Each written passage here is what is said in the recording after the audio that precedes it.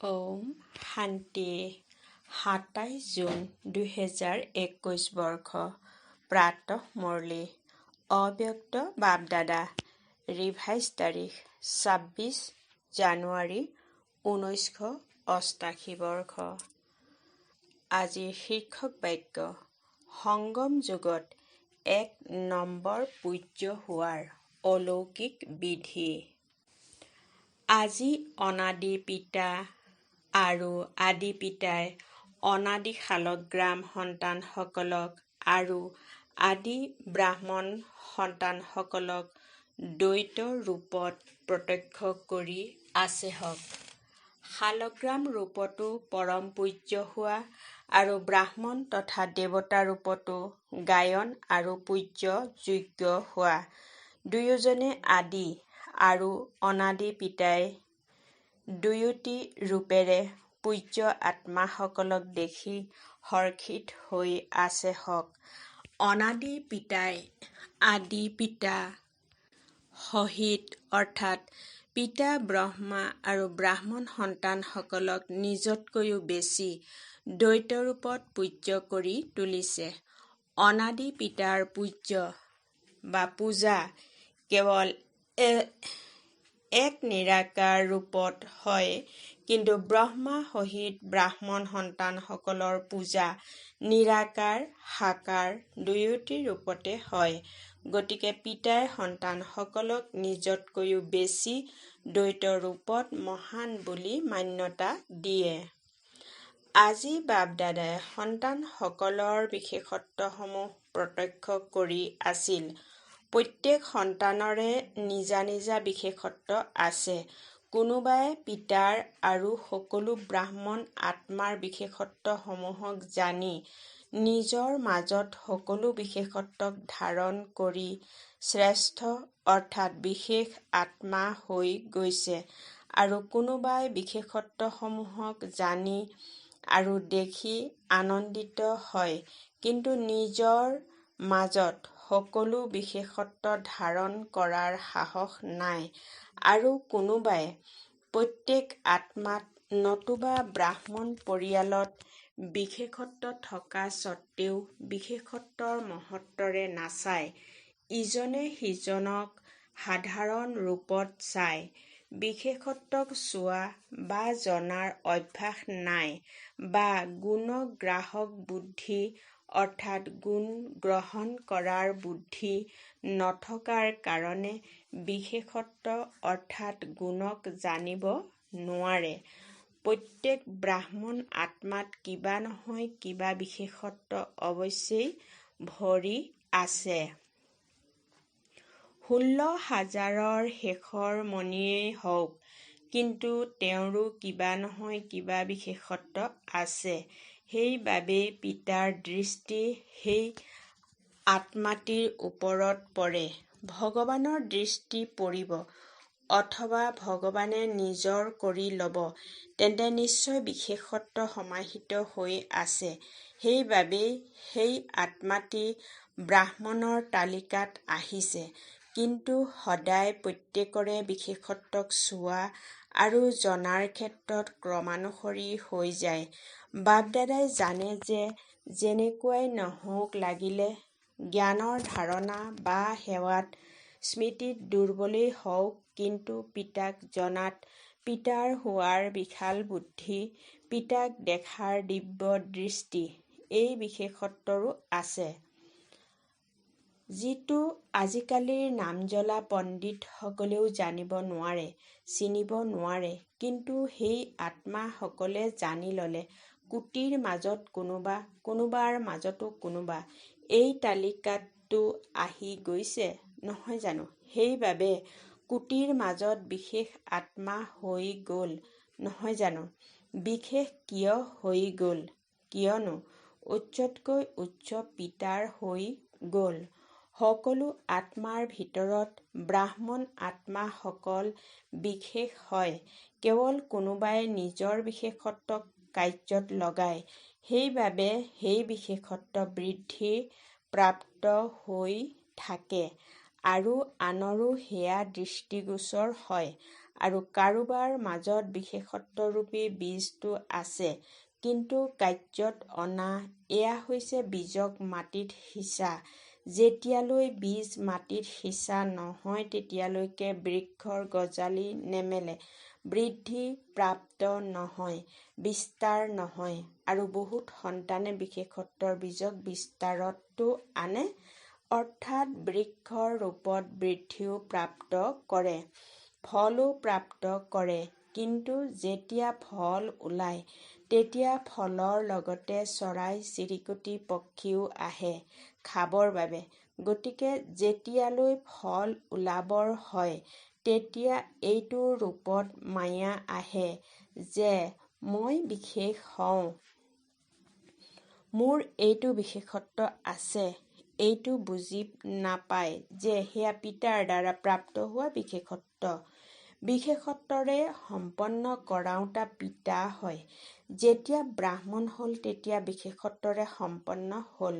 ব্ৰাহ্মণ জীৱনৰ দান, পিতাৰ দান। সেইবাবে ফল প্ৰাপ্তিৰ পাছত, অৰ্থাৎ সেৱাত সফলতাৰ পাছত এইটো মনোযোগ দিয়াটো দৰকাৰ। নহ'লে মায়াৰূপী চৰাই পক্ষীয়ে ফল খাই জুঠা কৰি দিয়ে, নতুবা তললৈ পেলাই দিয়ে। যিদৰে খণ্ডিত মূৰ্তিৰ পূজা নহয়, মান্যতা দিয়া হয় যে এইটো মূৰ্তি, কিন্তু পূজা কৰা নহয়, সেইদৰে যিসকল ব্ৰাহ্মণ আত্মাই সেৱাৰ ফল অৰ্থাৎ সেৱাত সফলতা প্ৰাপ্ত কৰি লয়, কিন্তু মই ভাৱৰ চৰায়ে ফলক খণ্ডিত কৰি দিয়ে। সেইবাবে কেৱল মান্যতা দিয়া হ'ব যে সেৱা বহুত ভাল কৰে, মহাৰথী হয়, সেৱাধাৰী হয়, কিন্তু সংগম যুগতো গোটেই ব্ৰাহ্মণ পৰিয়ালৰ অন্তৰত স্নেহৰ পাত্ৰ বা পূজ্য হ'ব নোৱাৰে। সংগম যুগত আন্তৰিক স্নেহ, আন্তৰিক সন্মান এয়াই পূজ্য হোৱা। ফলক মই ভাৱত আনোতা এনেকুৱা পূজ্য হ'ব নোৱাৰে। এটা হৈছে অন্তৰেৰে কাৰোবাক উচ্চ বুলি মান্যতা দিয়া, গতিকে উচ্চকেই পূজ্য বুলি কোৱা হয়। যিদৰে আজিকালিৰ জগততো পিতাক উচ্চ হোৱাৰ কাৰণে সন্তানে পূজ্য পিতা বুলি সম্বোধন কৰি মাতে বা লিখে। এনেদৰে অন্তৰেৰে উচ্চ বুলি মান্যতা দিয়া, অৰ্থাৎ অন্তৰেৰে সন্মান দিয়া। আনটো হৈছে বাহিৰৰ মৰ্যাদা অনুসৰি সন্মান দিবলগীয়াই হয়, গতিকে অন্তৰেৰে দিয়া আৰু দিবলগীয়াই হয়। ইয়াৰ মাজত কিমান অন্তৰ আছে? পূজ্য হোৱা অৰ্থাৎ অন্তৰেৰে সকলোৱে মান্যতা দিয়ে, গৰিষ্ঠ সংখ্যক হ'ব লাগে। প্ৰথমতেও শুনাইছিলোঁ যে 5% থাকিয়ে যায়, কিন্তু গৰিষ্ঠ সংখ্যকে অন্তৰেৰে মান্যতা দিয়ক। এয়া হৈছে সংগম যুগত পূজ্য হোৱা। পূজ্য হোৱাৰ সংস্কাৰো এতিয়াৰ পৰাই আহৰণ কৰিব লাগে। কিন্তু ভক্তি মাৰ্গৰ পূজ্য হোৱা আৰু এতিয়াৰ পূজ্য হোৱাৰ মাজত পাৰ্থক্য আছে। এতিয়া তোমালোকৰ শৰীৰৰ পূজা হ'ব নোৱাৰে, কিয়নো অন্তিমৰ পুৰণা শৰীৰ তমোগুণী তত্ত্বৰে গঠিত শৰীৰ। এতিয়া ফুলৰ হাৰ পিন্ধোৱা নহ'ব। ভক্তি মাৰ্গততো দেৱতাসকলক অৰ্পণ কৰে, নহয় জানো? পূজ্যৰ চিন হৈছে ধূপ জ্বলোৱা, হাৰ পিন্ধোৱা, আৰতি কৰা, কীৰ্তন কৰা, তিলক লগোৱা। সংগম যুগত এই স্থূল বিধি নাই, কিন্তু সংগম যুগত সদায় অন্তৰেৰে সেই পূজ্য আত্মাসকলৰ প্ৰতি প্ৰকৃত স্নেহৰ আৰতি কৰা হয়। আত্মাসকলৰ দ্বাৰা সদায় কিবা নহয় কিবা প্ৰাপ্তিৰ কীৰ্তন কৰি থাকে। সদায় সেই আত্মাসকলৰ প্ৰতি শুভ ভাৱনাৰ ধূপ বা দীপক জ্বলাই থাকে। সদায় এনেকুৱা আত্মাসকলক দেখি নিজেও যিদৰে সেই আত্মাসকল পিতাৰ প্ৰতি উৎসৰ্গিত হৈ গৈছে, সেইদৰে অন্য আত্মাসকলেও পিতাৰ প্ৰতি উৎসৰ্গিত হ'বলৈ উদগনি পায়।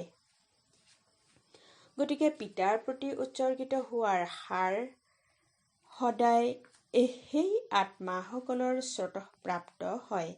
এনেকুৱা আত্মাসকল সদায় স্মৃতি স্বৰূপৰ তিলকধাৰী হয়। আত্মাসকল এইটো অলৌকিক বিধিৰে এই সময়ত পূজ্য হয়। ভক্তি মাৰ্গৰ পূজ্য হোৱাতকৈ শ্ৰেষ্ঠ পূজা এতিয়াৰ হয়। যিদৰে ভক্তিমাৰ্গৰ পূজ্য আত্মাসকলৰ অলপ সময়ৰ সম্পৰ্কৰে অৰ্থাৎ অলপ সময়ৰ বাবে হ'লেও শান্তি, শক্তি, আনন্দৰ অনুভৱ হয়, সেইদৰে সংগমযোগী পূজ্য আত্মাসকলৰ দ্বাৰা এতিয়াও এপলক দুপলক দৃষ্টি পালেও আনন্দ, শান্তি বা উৎসাহ উদ্দীপনাৰ শক্তি অনুভৱ হয়। এনেকুৱা পূজ্য আত্মাসকল 1 নম্বৰৰ বিশেষ আত্মা হয়। দ্বিতীয় আৰু তৃতীয়টো শুনালো, তাৰ বিস্তাৰ কি কৰিম। সকলো বিশেষ আত্মাৰ তালিকাতেই আছে, কিন্তু প্ৰথম, দ্বিতীয়, তৃতীয় ক্ৰমানুসৰি আছে। লক্ষ্য সকলোৰে 1 নম্বৰ হোৱাৰ থাকে। গতিকে এনেকুৱা পূজ্য হোৱা, যিদৰে পিতা ব্ৰহ্মাৰ গুণৰ গীত গোৱা নহয়, এই সকলোবোৰ বিশেষত্ব পূজ্য হোৱাৰ বা প্ৰথম নম্বৰৰ বিশেষ আত্মা হোৱাৰ কথা পিতা ব্ৰহ্মাৰ ক্ষেত্ৰত দেখিলা, শুনিলা নহয় জানো? গতিকে যিদৰে ব্ৰহ্মা সাকাৰ আত্মা প্ৰথম নম্বৰৰ সংগমযোগী পূজ্য তথা ভৱিষ্যতে প্ৰথম নম্বৰৰ পূজ্য হয়, লক্ষ্মীনাৰায়ণ প্ৰথম নম্বৰৰ পূজ্য হয়, নহয় জানো? সেইদৰে তোমালোক সকলো এনেকুৱা হ'ব পাৰা। যিদৰে পিতাৰ লগতে পিতা ব্ৰহ্মাৰো চমৎকাৰৰ গায়ন কৰা হয়, সেইদৰে তোমালোকেও সদায় এনেকুৱা সংকল্প, বাণী আৰু কৰ্ম কৰা যাতে সেয়া সদায় চমৎকাৰ কৰোঁতা হয়। যেতিয়া চমৎকাৰ হ'ব তেতিয়া হৈচৈ অৰ্থাৎ খেলিমেলি নহ'ব। চমৎকাৰ নকৰা, সেয়েহে হৈচৈ কৰা। লাগিলে সংকল্পৰ হৈচৈ কৰা, নহ'লে বাণীৰে কৰা। সংকল্পটো যদি ব্যৰ্থৰ ধুমুহা আহে তেন্তে এয়া হৈচৈ হয়, নহয় জানো? হৈচৈ নহয়, কিন্তু চমৎকাৰ কৰিব লাগে। কিয়নো আদি পিতা ব্ৰহ্মাৰ ব্ৰাহ্মণ সন্তান সদায়ে পূজ্য বুলি গায়ন কৰা হয়। এতিয়া অন্তিম জন্মটো চোৱা, কোনটো বৰ্ণক সকলোতকৈ উচ্চ বুলি গায়ন কৰা হয়। ব্ৰাহ্মণ বৰ্ণ বুলি কয়, নহয় জানো? উচ্চ নাম আৰু উচ্চ শ্ৰেষ্ঠ কৰ্মৰ বাবেও ব্ৰাহ্মণকে মাতে। কাৰোবাৰ কল্যাণৰ বাবেও ব্ৰাহ্মণকহে মাতে। গতিকে অন্তিম জন্মলৈকে ব্ৰাহ্মণ আত্মাসকলৰ উচ্চ নাম আৰু উচ্চ কাম প্ৰসিদ্ধ, পৰম্পৰাগতভাৱে চলি আছে।